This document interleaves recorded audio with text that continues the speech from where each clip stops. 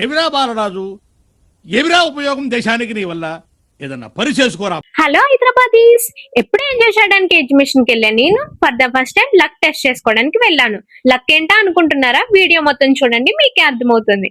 Room లో ఉండి ఉండి బోర్ కొడుతుందని కేపీహెచ్పి నియర్ నెక్సస్ మాల్ పక్కనే ఉన్న రామ్ మందిర్ ఎగ్జిబిషన్ కి అయితే వచ్చేసాం.